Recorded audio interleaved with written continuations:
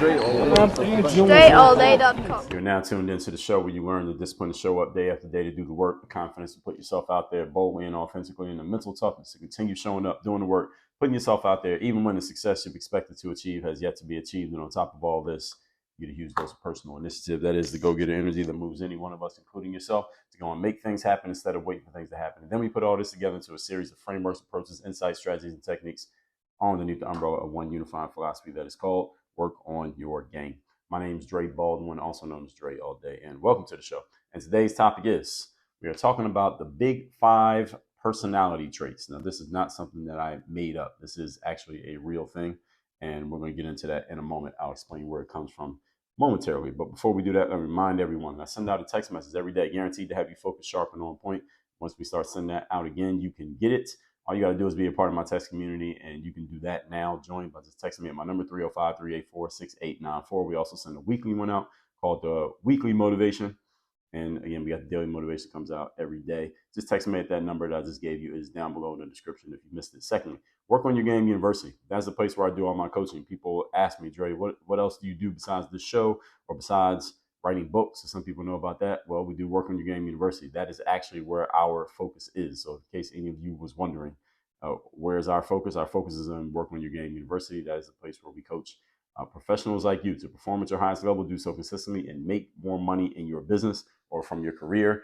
And it's based on our 4-part framework of mindset, strategy, systems, and accountability. So go to workonyourgameuniversity.com. You can get a full picture of what we're doing there in the university. You can see some case studies, feedback, and testimonials from people who we have worked with. You can schedule a time to get on a call with us so we can talk about your situation and how we can help. Again, workonyourgameuniversity.com. That out the way, let's get into this, talking about the big 5 personality traits. Now, again, big 5 is not something that I made up. This is actually a real thing. And the first time I heard of it was when I was doing my episodes on being disagreeable a while back. If you were not listening back then when I did those, or maybe you just don't remember, I'll give you the episode. That was episode number 1698, why being disagreeable is the key to your success. And episode 1698 was more than 1,000 days ago. So we're talking probably over 3 or close to 3 years ago that I did that episode. And first person I heard talk about this was, I was actually listening to Malcolm Gladwell, who's an author of several books like The Tipping Point, Outliers, Blink, What the Dog Saw. And there's one that he just recently wrote, maybe a year or 2 ago. I can't remember the name of it. But anyway, Malcolm Gladwell, pretty good author. He's the first person I heard talk about the big 5 personality traits, but these have always existed, apparently. I didn't know about them until I heard him talk about them, which was probably around maybe 2019-ish. And that was the first time I really thought about it consciously. And that's when I wrote about the disagreeable thing, because I realized that my disagreeable measure was higher on the scale than most people's, and disagreeable not in a negative way. And I'm going to explain this in a second. So today, what I'm going to do today and tomorrow, because I'm going to break this up into 2 episodes, I'm going to go into all 5 of the big 5 personality traits. And if you're listening to this, you can just go and you can Google, if you like, the big 5 personality traits so you can see them. But I'm going to go through all 5 of them anyway here, so you don't have to, if you don't want to. But this is a psychological, this is a part of psychology, I guess, part of psychological studying and things. And I'm going to explain what each one is. I'm going to explain what they mean. And I want to explain what it looks like when you are on either the high or low end of each of the specific traits. Because I want you to understand that these traits are not a measure of good or bad. It's just you're higher or lower in certain things because it's just based on your personality. So some people, let's just say, this is not one of the big 5, but let's just say, as far as someone, actually it might be, I'll see once we get to these points. So let's just say when it comes to, I was having a conversation with a friend of mine just yesterday and the day before about emotional expression. Some people tend to, as we say, wear their emotions on their sleeve. So they're very high in how they express their emotions. Whereas other people tend to, of course, they have emotions, but they tend to not display them as readily or as easily. So they're lower on the emotional expression scale, if there was such a scale. And it doesn't mean that one person is right and one person is wrong. It's just difference. So the big 5 personality traits are measured in that way, that things are different for different people for different reasons. We're going to go into what those traits are, what it looks like when you're higher on it, what it looks like when you're lower on it. And of course, we're going to talk about how these can actually apply in your life and how you can use them for yourself and also for others, because everyone has measures on this scale. So that's what we're going to be talking about today and tomorrow. So again, I want to make clear there's no right or wrong on this. It's just a measure of the type of person you are and how you tend to uh, position yourself in life, how you tend to deal with things, and understand that you can change.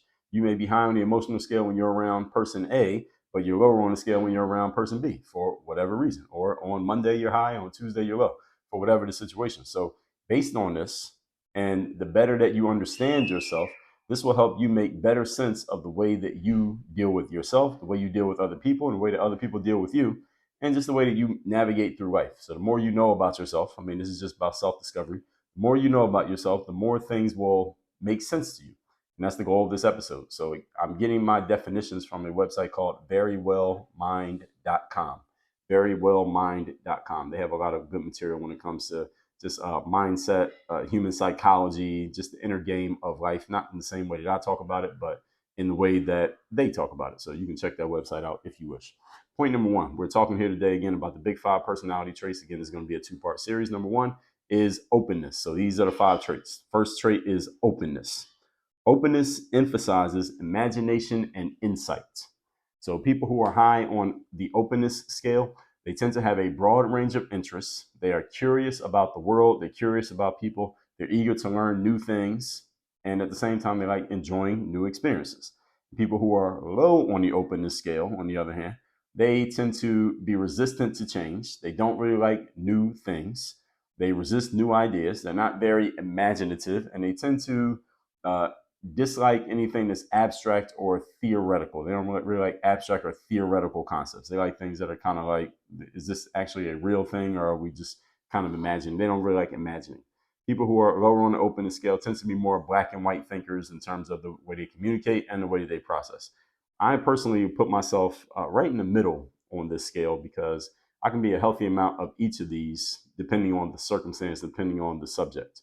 So, based on the work that I do, I need to be open so that I can grab ideas from things that seemingly may not have anything to do with what somebody might think that I would talk about or that I wouldn't talk about. And this is something that I've told you all about when I talk about how I come up with ideas, how I'm able to create so much content, is because I'm always grabbing ideas and things from different places that seemingly may have nothing to do with what you thought someone in my line of work would talk about. So I have to stay open to new material because I use that new material to come up with my new material.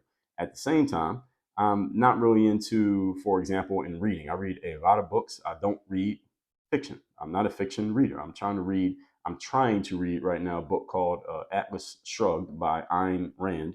And that book is a book that I've had many entrepreneurs whom I respect speak highly of. The challenge is the book is extremely long and it is also fiction. And I'm just not a big fan of reading fiction, but I am doing my best. Maybe by the end of 2024, I'll get through that book, but it's so damn long. It takes a long time to get through the book. But the whole point, the reason is because fiction that is the challenge. Not if it was nonfiction, I'd get through it a lot faster.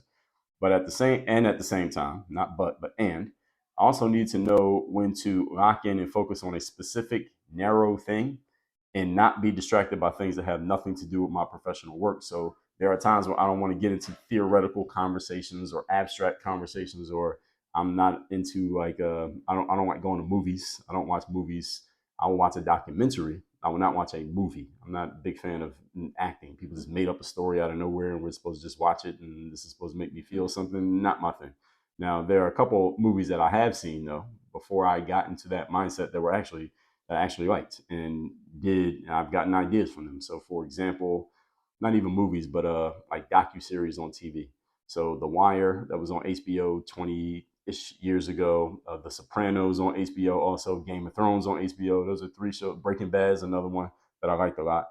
Sex and the City I saw when it was on TV, and also the movies. Friends, the TV show I saw.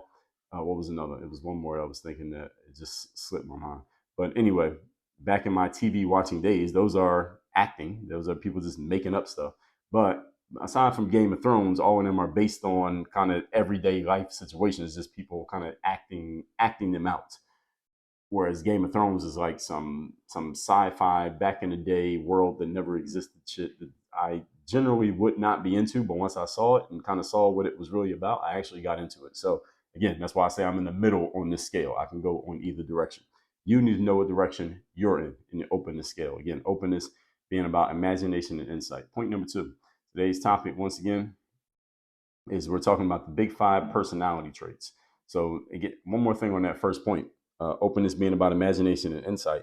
Someone such as myself, I talk about this often when I'm talking on other people's platforms about coaching, is that one of our biggest jobs as coaches is not just to provide people information, which I give a ton of information out, but it's also about insight. Insight is often about asking the right question, not giving the right answer. And insight just means seeing things another person is not seeing and giving them a different perspective on a situation so that they can solve a problem in a way that they otherwise never would have come up with. That's what a good coach is able to do. So now that that's out the way, now moving on to point number two. We're talking the big five personality traits is conscientiousness. This is the second trait, conscientiousness. A high conscientiousness person tends to be the type of person who's always preparing. They like to be prepared ahead of time for a situation. They're the type of people who finish important things right away. They pay a lot of attention to detail. They enjoy having a set schedule. They basically know what they're going to do long before they get to doing it, and then they just follow their own plan that they've already created. The flip side of conscientiousness, the low end conscientious people, are people who are not big fans of structure. They don't like being scheduled. They don't like being regimented. They tend to be more messy and they don't take care of things as much. They tend to procrastinate on important tasks and they don't always complete their necessary or assigned tasks. These are more the free spirited type of individuals. Now, I want to be clear as far as all of these big five traits that all of us have a little bit of both of we have a little bit of both ends of each trait in us. We all have that, depending on our level of consciousness in the moment and maybe even our energy or motivation for a situation. We can tend to be higher or lower on any particular trait. Now, myself, I tend to push myself to get conditioned to be higher on the conscientiousness level. I tend to be more higher on this level. So I am a big schedule maker. I am very big on preparation. You've heard me say that preparation is the hallmark of the professional. I'm big on setting schedules. I'm big on setting goals ahead of time, by the week, by the month, by the year, by the lifetime.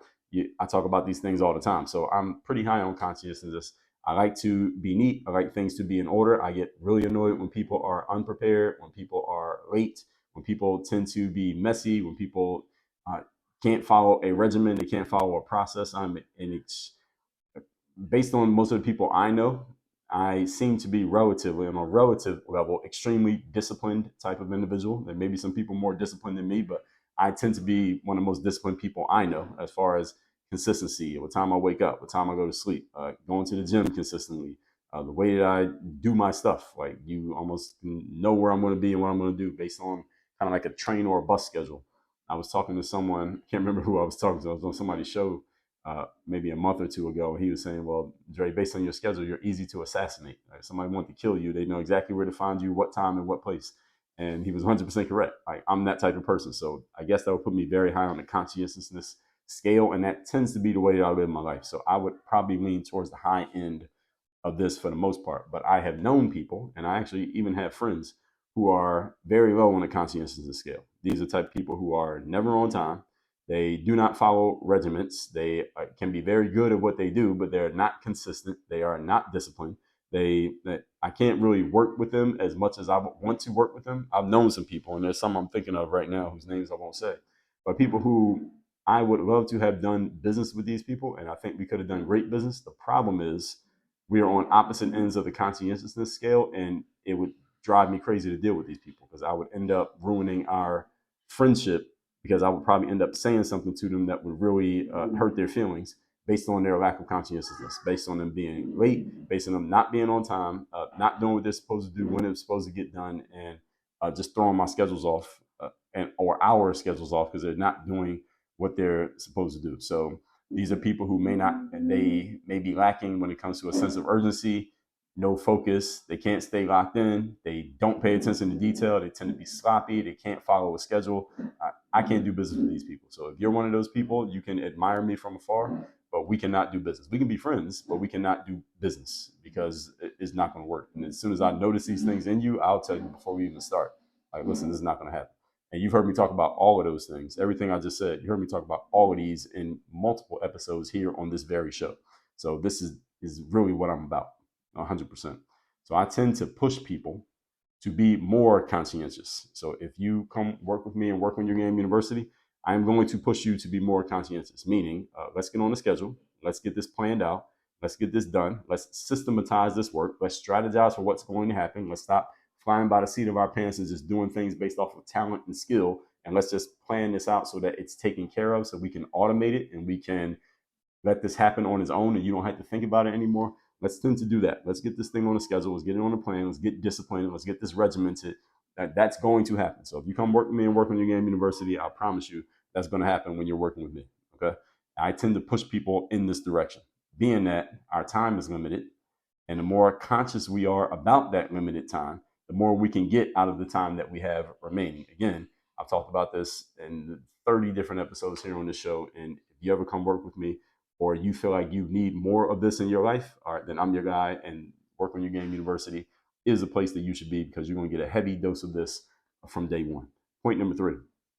Topic once again here today is, actually, before I go on to point number 3, let me talk a little bit more about people on the low end of the conscientiousness scale, because as I told you, I have friends on this end and they are good people. I know people who are very, very talented, very skilled, and they produce results in the thing that they do. Because again, every human being is unique. So it's not me, everything that I just told you about my high level of conscientiousness is not about me being better or worse or right or wrong, because I know people who are, these tend to be, in my experience, low on the conscientiousness scale, people tend to be more artistic. So you hear me talk about the artist versus the entrepreneur. These are people who are much more artists. I know some professionals who are, again, really great at what they do, and they are more artists. And I don't mean, when I say artists, I don't mean they draw pictures and paint paintings.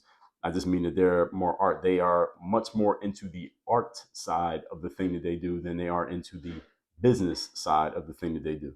So their art is at a super high level, and they are very artistic and creative and flowing in how they do their things.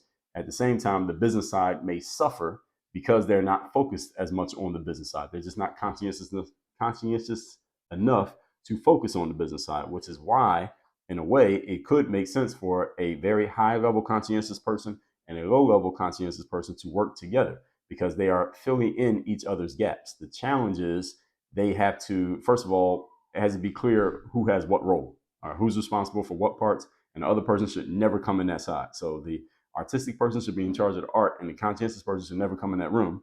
And on the flip side, the conscientious person handle the business, and the artist person should never say anything about the business. If you can find that balance, then there's a great business opportunity there. And there are businesses out there that actually do work exactly like this for this exact reason.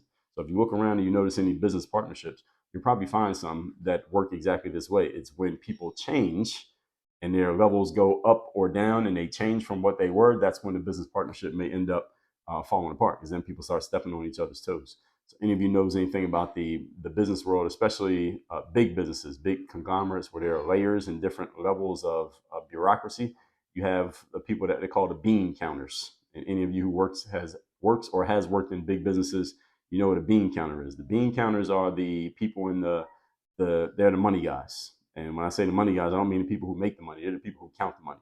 So these are your accountants. These are your bookkeepers. These are the legal team. These are the people who telling you all the things that you can't do based on the money.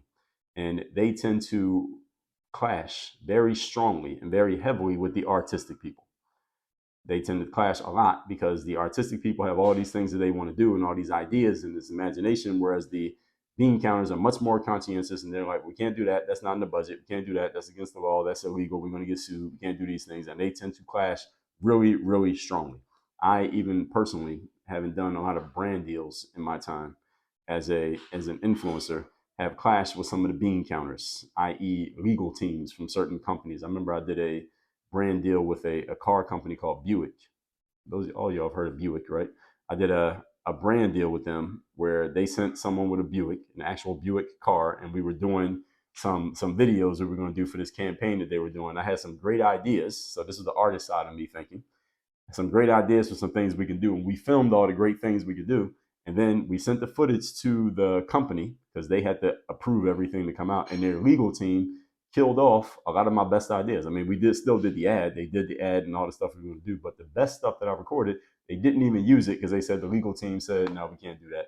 We can't put that out. And I remember I put it on social media and said, I had a better ad than this one, but the legal team wouldn't let me do it. And I immediately got a text message from the people I'd done the brand deal with, and they said, "Hey, the company asked if you took that post down. were you complaining about the legal team?" So that's exactly what I mean. All right, that's the kind of stuff that happens when you're dealing with the bean counters. So there's this book that I'm reading, like 5 books right now at the same time. There's a book called Car Guys versus Bean Counters. It's written by this guy named Bob Lutz, Lutz. I'm in the middle of reading that book right now, and I am just at the beginning of the book. So I'm assuming that his book is all about that. Now moving on to point number 3. Today's topic, once again, is we're talking about the big 5 personality traits, and I'm going to go through all 5. We're on the third one. Number 3 is extroversion. Now, this is one that has made its way into the normal, everyday zeitgeist conversations where you don't have to know anything about the big 5 to have heard of this one and hear people talking about it all the time. You hear people talk about being an extrovert or an introvert, right? So people high in extroversion tend to be, this is one that most of you probably are pretty familiar with. These are people who are excitable, highly sociable. These are very talkative individuals. They tend to be very assertive. They are emotionally expressive. So this is what I was talking about in the intro. So this is the point. Extroversion is that emotionally expressive type of individuals. They are outgoing. They tend to get energized by being in social situations. In other words, the more they're around other people, they get more energy from that. They love being around people. They don't like being by themselves. High extroversion people enjoy being the centers of attention. They're the life of the party type of individuals. They don't mind if everyone is looking at, talking about and listening to them. That's the extroversion type of individual. They tend to always have someone around them. They're not the type of people who like to be by themselves. They don't want to be left alone. That bothers them.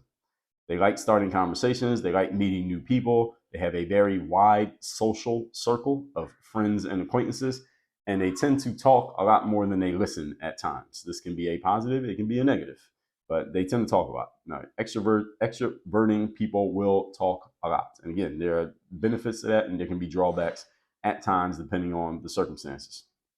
Well, on the flip side, people who are lower in extroversion, we can call this introversion. These are the type of people who prefer to be alone. They get exhausted when they have to socialize too much. Socializing kind of drains their energy. If they spend a whole day socializing, then they got to spend the next week kind of relaxing and getting their energy back. So the introverted person, they are the type of people who don't like to be around people too much. If they had to spend a whole day shaking hands and smiling in faces and kissing babies, or they go to some type of social event like a networking event or a conference, and they have to talk to a whole bunch of people, and everybody's in their faces and asking questions and all that stuff, they tend to need a whole day to recover so they can get back to their normal selves. So these introversion type of people, they don't really like starting conversations. They don't really like making small talk. These are the type of people who you get in the elevator with them and they will not say anything to you, not because they're standoffish or rude, because they're just an introverted person. They are just not the type of person, just go talking to everybody. They'll speak if you force them to speak. But like if you're looking them right in their face and you're 5 feet away from them, you say hello, they will say hello back, but it's almost like grudgingly. You had to kind of coax speech out of these people because they don't really like talking. They're not big on small talk, so they don't want to just talk. They are not the type of person who feels uncomfortable being around another person and being completely silent. It doesn't bother them. Whereas an extrovert feels very awkward and uncomfortable if they're around another human and nobody's saying anything. All right. So again, you and all of us we can have times when we're one or the other. And we'll get to that in a second. Introverted people tend to think more than they speak, so they can be very quiet at times. And when you put an introvert and an extrovert together, the extrovert might think something's wrong with the introvert. Like, why is this person not talking? Why are they not saying anything? I'm trying to start small talk with this person. They're not really playing ball with me. They're not playing tennis with me. Why is this? Is because the person is just more introverted. It's just their personality. They may not want to talk so much. And the introvert may say about the extrovert, this mofo will not shut the hell up.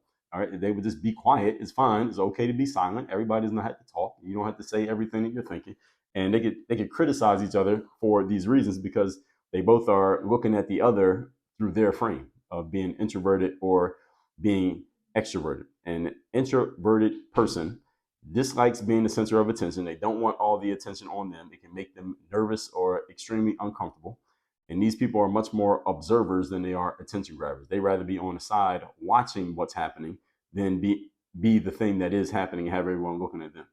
Now, this is another one where personally I would put myself smack in the middle of these two ends of the spectrum, because I can be either one whenever I feel like it. So I guess they call this the omnivert. This is the person who can be a little bit of both.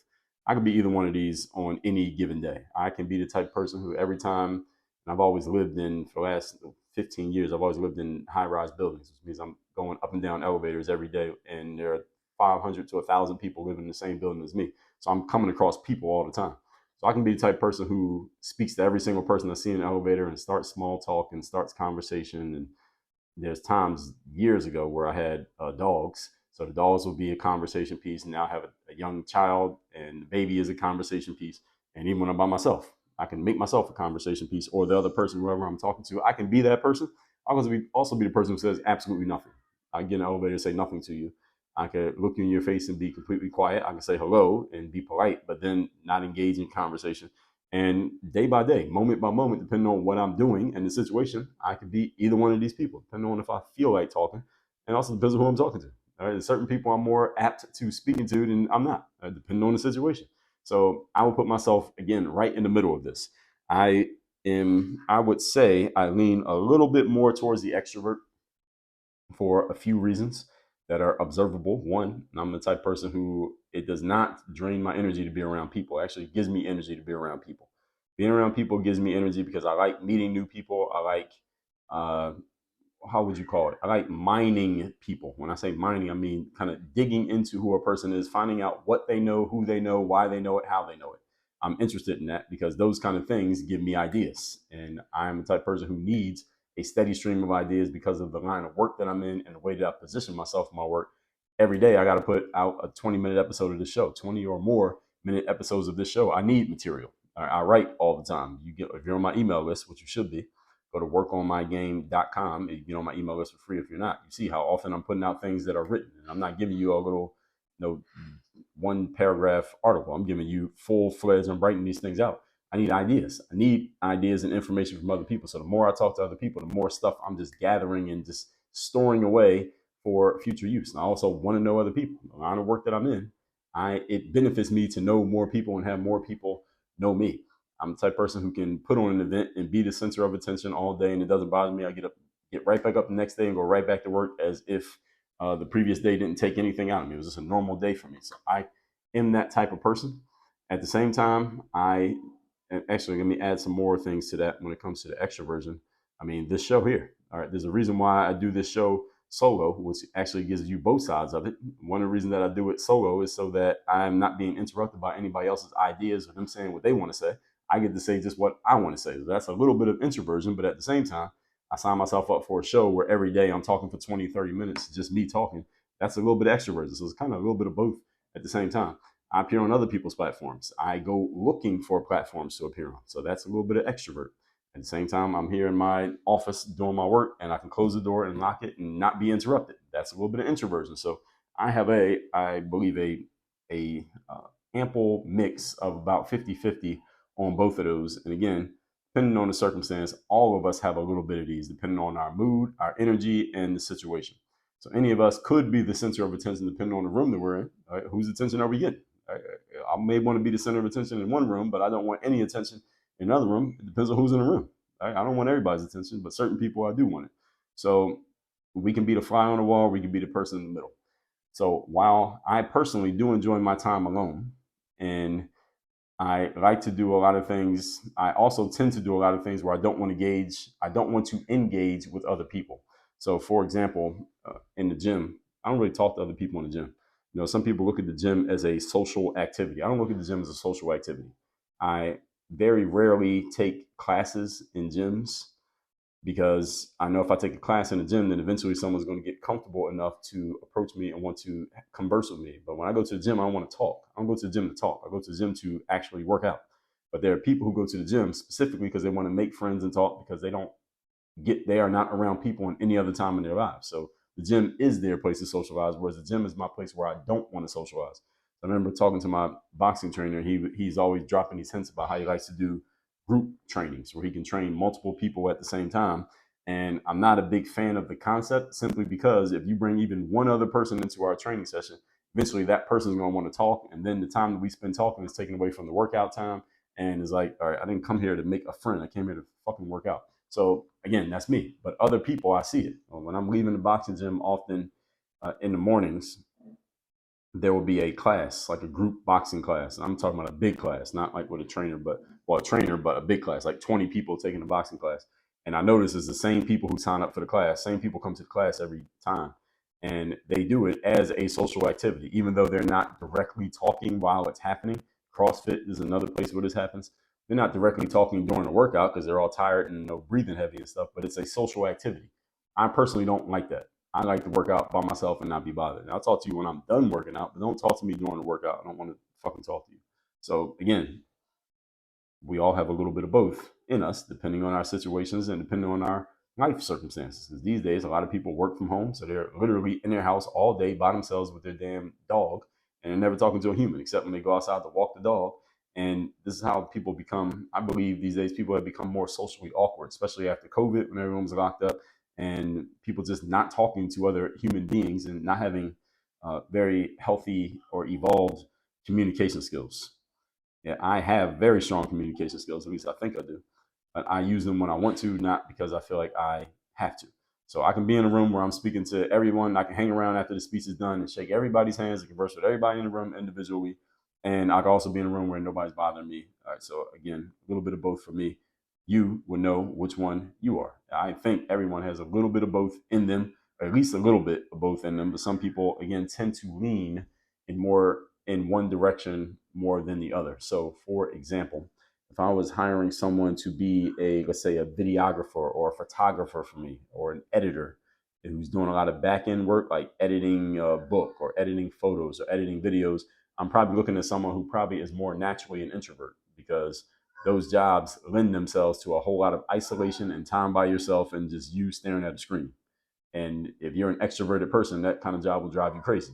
Computer coders is another example of an introverted type of personality, will lean towards those jobs. Whereas an extrovert would be, if I was hiring someone to be my agent or my manager, or I want them to just market and promote me. Their job is just get the word out about me. I want an extroverted individual. This is the type of person who, if they're meeting me at a hotel lobby and they're there 5 minutes before me, within that 5 minutes, they made friends with the bellman, they made friends with the front desk person, they made friends with 3 of the maintenance people, and one of the persons who was checking in at the hotel. They made 8 friends in 5 minutes. They were waiting for me to show up. That's an extrovert.